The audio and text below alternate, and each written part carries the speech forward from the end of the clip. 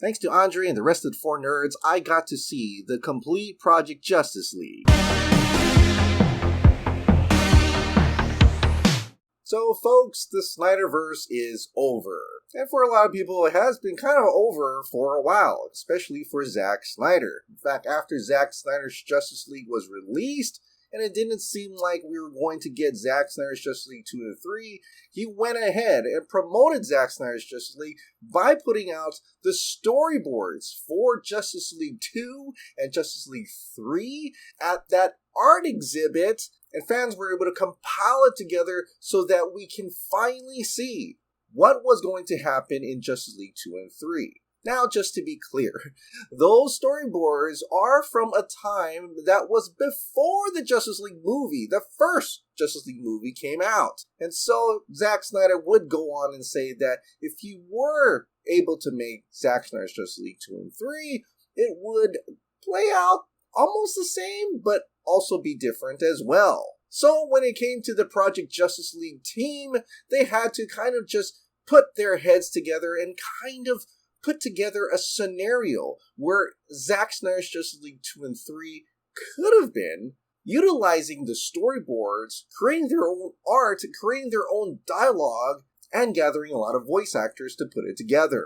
Now, I already reviewed the first part of Project Justice League, so I was kind of eagerly awaiting the second part. Well, instead of just releasing the second half of Project Justice League, they decided to do like an ultimate cut and have it from the beginning to the end. And I haven't watched the first part in a long time, but it seems like they added a few bunch of things and added a little voices here and there, I think.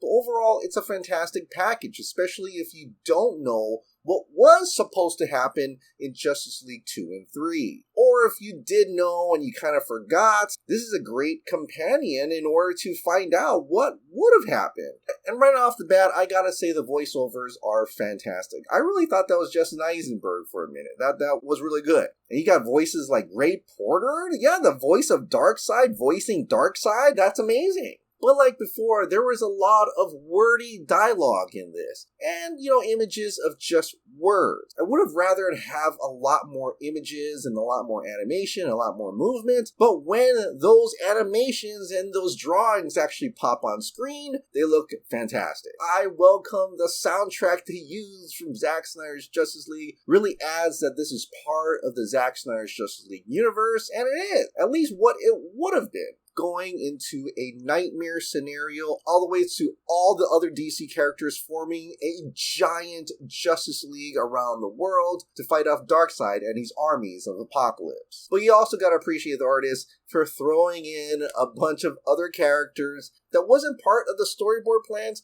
but because this takes place possibly after the 2023 films, you'll see characters like Blue Beetle show up, which is really cool.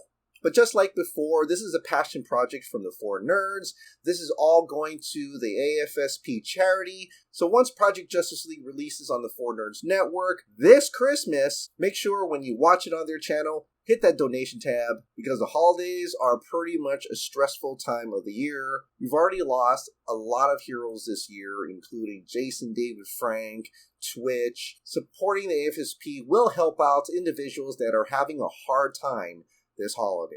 So yeah, whether or not we get to see the end of the Snyderverse for real, I don't know. But this is our best chance of finding out what would have happened if Zack Snyder had continued.